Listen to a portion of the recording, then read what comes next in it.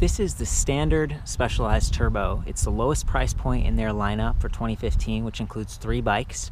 You got the Turbo here, it's $3,800. The Turbo X, which has a front suspension fork, but is otherwise very similar, and it's about $4,000. And then you've got the Turbo S, which kind of stands for speed. It's a little bit more powerful, the way the battery's configured, and the motor output is a little higher. But otherwise, they're all pretty similar. They're designed for kind of urban riding. If you look at the frame geometry here and everything, it's very rigid. It's sort of overbuilt with that big down tube, and Specialized is just known for having like super stiff bikes that perform well, give you a lot of sort of that speed and that really fine-tuned handling. And you feel it on this bike, and I think especially because it's so quiet, the way the motor operates and everything is just, it's near silent. I'm going to go ahead and just jump into some of the specs here. So it comes in this sort of dream silver. It comes in 4 different sizes: small, medium that we're looking at here, large, and extra large, so you can kind of dial in the fit. They're all sort of this high step design, but the top tube does curve down a little bit, and the fact that it comes in a few different sizes might make it easier to approach, for smaller or larger riders, which is nice. You've got this all aluminum frame here, and it's sort of this M4 aluminum that they use on their downhill bikes. So they've really tested it because the bike is about 50 pounds. It's not light, especially with this battery here. The battery itself is quite large. It's 36 volt. 13 amp hour, so above average in terms of size. It's packed by Simplo, which is a company that does the Apple batteries for iPhones and stuff, and so it's really kind of premium stuff. The cells are extra high quality, and it's even got like a nice control unit that sort of does a bunch of diagnostics. But otherwise, aluminum all across the frame, including this rigid front fork, as you can see here. And I love that they've included sort of pannier bosses, so you could add even more racks. You could add a fender kit that Specialized sells along with sort of a rack kit and really turn this into an awesome commuter. Here are the bosses at the rear. You can see a couple more threaded eyelets at the back, so just really capable in terms of hauling. And you should get pretty decent range with this thing, in part because it's a pedal assist, almost entirely pedal assist. There is sort of like a secret throttle mode built in, but you really have to pedal, and it's a torque sensing system, so if you aren't exerting yourself a little bit, the motor's not going to help. It's meant to feel like it's empowering you instead of transporting you. So anyway, aluminum fork, rigid. It makes it a little bit stiffer, but overall, because of the weight on this thing and the fact that you've got these larger tires, it's not a terrible ride. It's not like super stiff. I'm kind of sensitive. I have sort of neck and back issues, and I tend to opt for like a suspension when I get electric bikes and stuff, especially because you're going faster. This bike is capable of like 26 mile per hour top speeds assisted. It's a speed pedelec. It's just nice to, you might be going longer distances. It's nice to have a little bit of support, but what they've done to address that here is that they've got these really nice sort of Electrac 700 by 45C tires, as you can see here. And they're just this really, awesome sort of slick. There's really no tread. It's kind of like a race car tire, I guess, is what it reminds me of. 45C, that's sort of the diameter. If you think about a traditional road bike, a lot of times they're like 25 to 35C. So this is 45C. Stepping up from this, if this was the Turbo X, the one with the suspension, that one has 47C, and it has a little bit more tread, kind of a hybrid. So those tires are very similar. They're all a little bit larger, and that's just going to give you some more cushion, and you can kind of adjust the air pressure. Of course, higher air pressure is going to be more efficient than lower, but lower is going to give you a little bit more cushion. So you can kind of feel your way through that. Of course, when you're going quick, you need some decent brakes. 180 millimeter hydraulic disc brakes, front and rear. These C1, Formula C1 like brake levers, they work pretty well. They kind of stay out of the way. And they actually come with little rubber nubs, which is sort of a requirement in Europe, and it comes with like a mirror and of course the lights. We've got a supernova in the front, and then these little LED lights in the rear part of the saddle, which is really nice. Those are all requirements for speed pedelecs in Europe, and in fact you have to have a little license plate too. So that's sort of, if you find yourself asking like, what are those nubs? That's why. I love that it has ergonomic grips. I love how clean the cockpit is. You've got the bell, you've got the display unit that's actually built into the right brake lever, which means that like the angle can sometimes be a bit annoying. If you're looking at this thing and it's sort of glaring in your face like this, that you can't really do much about it. You can't take the display off, and you can't swivel it unless you want to swivel your brake levers. And that's just, you know, I guess it's part of like the minimalist design that makes this more bicycle-like, but it is sort of a trade-off in how it works. On the Specialized Turbo S, the speed pedal, like the super fast one, high power one, it actually has kind of a motor inhibitor built into the brake lever that activates regenerative braking. This one does not. This one still has a regen mode, but you have to actually navigate through the display panel to get there. So that's one of my complaints. I'd love it if you could, you know, squeeze the brakes and have it start regenning, because you'd be saving some of those, you know, some of the wear on these disc brake rotors, you know, for sure. Another complaint I have is that, you know, because this LED light is built into the saddle, this is a Specialized Body Geometry Targa saddle, you know, it's clean, again, minimal, but you can see like the wire here and everything. It runs through the seat post, and it's sort of like designed to, with this saddle in mind. If you try to get like a thud buster or something to reduce the sort of the jar when you're riding on this bike, which makes perfect sense to me, you might want to swap that out, and even get like a cobble gobbler from Specialized. They've kind of got that like, you know, it's a little bit of a suspension sort of, it smooths out the ride seat post. You're gonna have to do some drilling. You're gonna have to mess around with this and unscrew that light and everything. The other concern is that if you're riding and you're sitting here and you have a jacket on, your jacket can kind of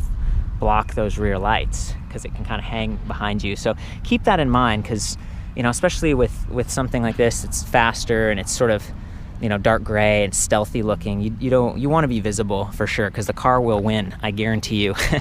The other cool thing they've done though to address safety is they put this neat Specialized sticker on the down tube, and it's actually reflective, and the big S on the front, and of course the lights, and they're on all the time. There's no way to turn them off.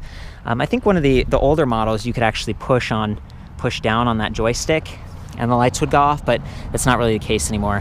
One of the other differences between the Turbo and the Turbo X is that the light is mounted on this one. It's mounted like right there to the fork, so it, you know, it turns and everything, whereas on the Turbo X it's mounted to the handlebars, and it still turns. But the difference is that, you know, this one, because there's no suspension fork, they could mount it here and it wasn't going to be going up and down. And I think they moved the light to the handlebars on the Turbo X just to keep it like more stable. You know, you don't want the light bouncing all around if you're trying to like spot obstacles on the road. So worth keeping in mind. You know, I think they've done a lot of really good work with this thing, you know, and the cables are all internally routed.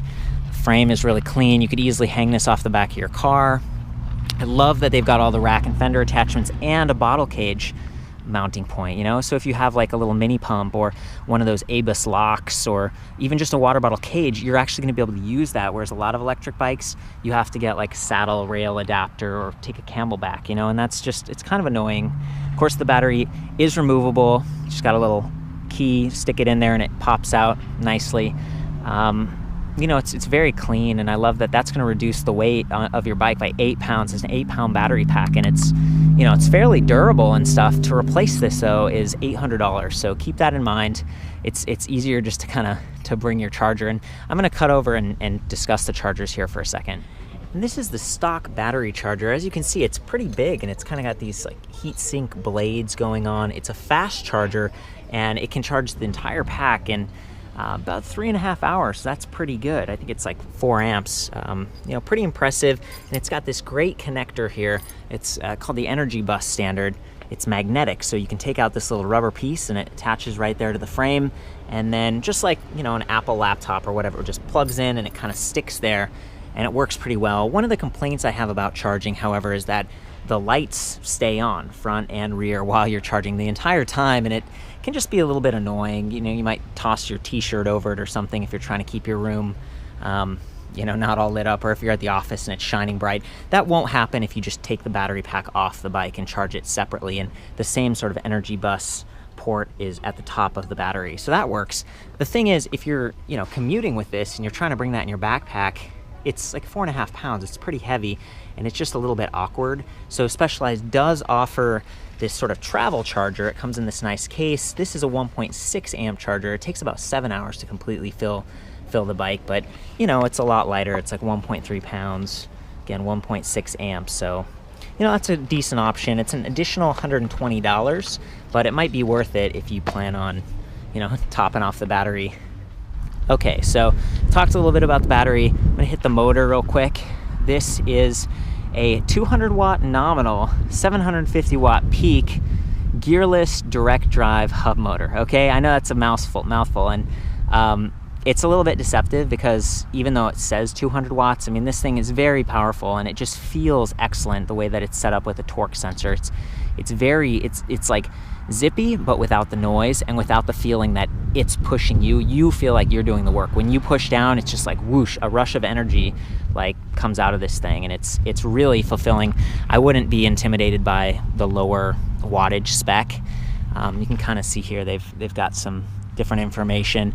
This is a Go Swiss drive. One of the downsides of having you know, a direct drive motor is that you get a little bit of cogging, which is where the magnets that are sort of glued to the perimeter of this you know, hub on the inside there, they pass a little stator, and if it's not electrified and pushing those magnets, well, then the magnets are repelling and you get a little bit of slowdown. So like if I spin this wheel here, you know, you can kind of see here. I'll just pedal for a second. See how it coasts to a stop a little prematurely?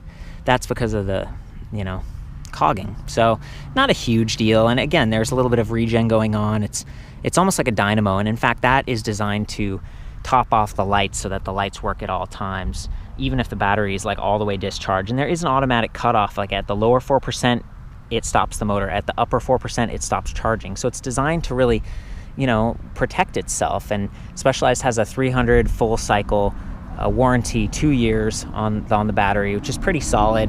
So the whole thing just works together beautifully, and the motor is a big part of that. And you know, there's a larger visual footprint here. I think if that black hub wasn't there, people wouldn't even know like it's electric, and I think a lot of people still don't know because it's so quiet. And I really like that. I mean, this is a fun bike to ride, like actively ride. And you can see that with the saddle here. It's real narrow. There's ergonomic grips, a little bit of a wider, you know, handlebar. It's a racer for sure, and that's nice, you know, for people who like bikes. So on the rear, we've got a 12mm through axle. It does not have quick release. On the front, it's just kind of a traditional skier. It does have quick release. So I found myself like taking off the wheel when I was throwing this in the car, and that's convenient. And even on the rear, like the through axle, it works pretty well, and it helps you line up that disc brake. And you know, if you're doing some service or whatever on the derailleur here, SRAM X7, we've got 10-speed cassette. It's good stuff, and even though there is a motor here, which might kind of intimidate a shop, if it's not a Specialized dealer and you're like, hey, can you tune up my bike? They'll be like, whoa, what's going on here?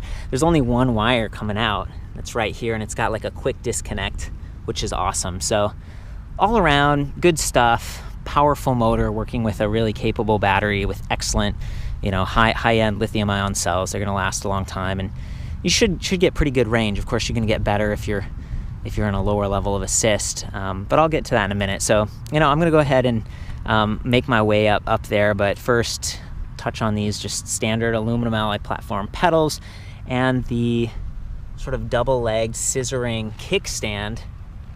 It's a really interesting design because it does let you sort of lift up the wheels easily, take off the front wheel easily if you need to, and it seems stable. You know, we're here on kind of like a hard-packed dirt path.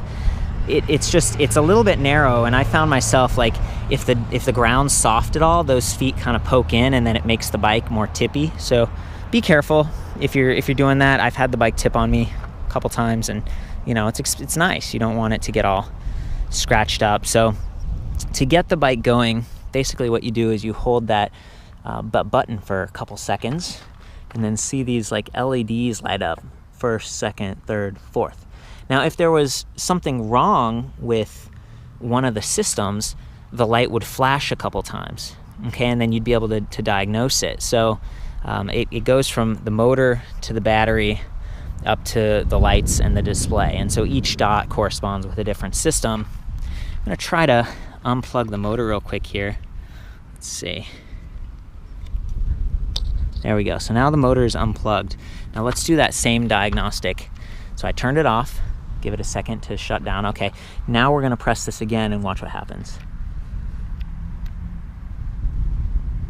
Flash, flash. Do you see that? So the first dot is the motor, and it says something's wrong.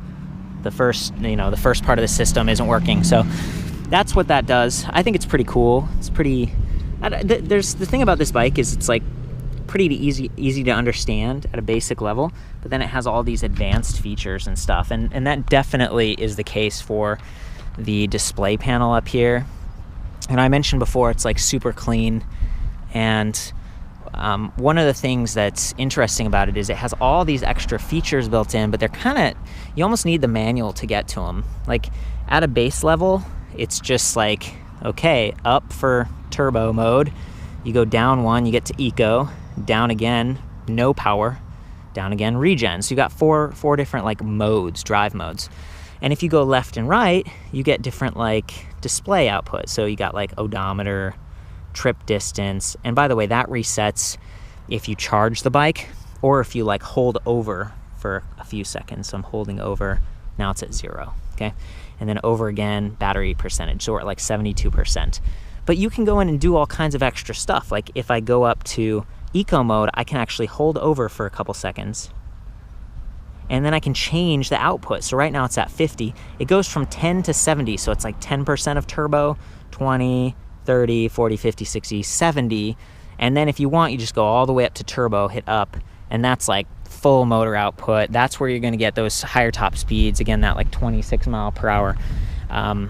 You know, that's easy to deal with. Like I find that once I've got the bike going and I'm riding it, I don't actually use the menu that much, you know, even though I could sort of reach over, you know, occasionally if there's a big hill, I'm like doop, doop, doop, and I'm down to regen. And that's handy just because, you know, I'm capturing some energy, but it's not super efficient. It's not like you're gonna fill the battery. Some people are like, what if you pedal with regen? It's like, dude, just plug it in. Like there's a lot of energy conversion happening here, going from like your leg muscles into the drive system, and you're losing some energy in the form of heat, and then it's converting it, sending it back to the battery. You know, it's like 5 to 10% efficient. It's not great, but at least it's there. At least, you know, if you do have a big hill and you're coasting down it every day on the way home from work, at least you can capture some of that energy back. And I love that they did that. Not many bikes do, and it's that attention to detail that they've really put into this bike that's phenomenal. So I think it's time to maybe hop on this thing and show how it works. I'm gonna go on and just pedal around a little bit. I'm gonna start off in turbo and just sort of show what it's like.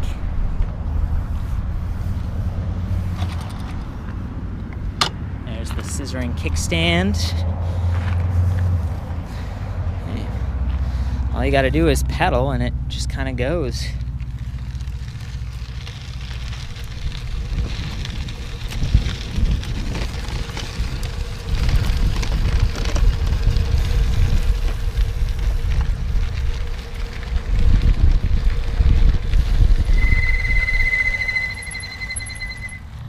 One of the other design features I like here is this nice like aluminum alloy bash guard. It sort of protects the chain from the outside and keeps it from getting kind of nicked if you hit a curb or something like that. And it's sturdy and it kind of blends in a little bit. There's a nice hollow spindle, and then even sort of like a guide, I guess you could say. There's this little like plastic thing. It keeps the chain from bouncing up, and it actually kind of holds it from the side. And even the down tube, you can see is sort of cut away a little bit, and that just, you know, frees up space and keeps everything really compact. So very cool.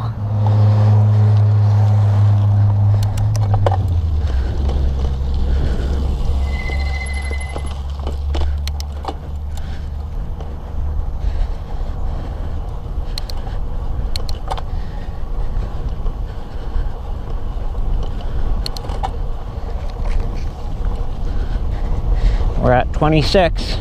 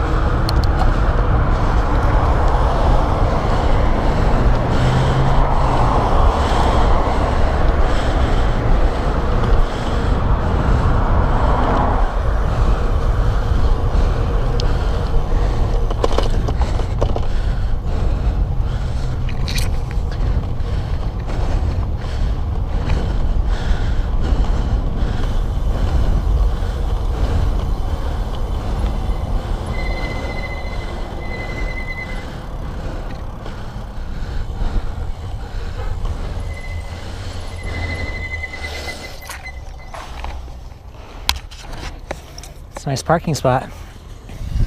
And I was hearing a little bit of rattling going on, and I think that's actually the battery. You can tighten the battery mount. So there's sort of like a little plastic, I don't know, like a shelf at the base of where it mounts right here. And you can go in and you can sort of tighten and it sort of compress that platform up a little bit, and it can kind of keep the battery from rattling. But I've noticed that along the bottom of the battery, like where it sits in here, there's a piece of plastic, and that sort of helps to soften it. And there's even like rubber on the rails of the battery where it touches the frame. So it's actually very quiet, and it seats pretty well in my experience, which is nice. You know, it's really, it's purpose built. Like everything here is, they really scrutinized, and you can totally tell. So that is the Specialized Turbo. Again, sort of the base model. Great for cruising around town. Excellent commuter, I'd say, and just a bike that blends in. You know, solid e-bike. For the full write-up on this, including all the specs and some more pictures and stuff, I'll see you back at electricbikereview.com.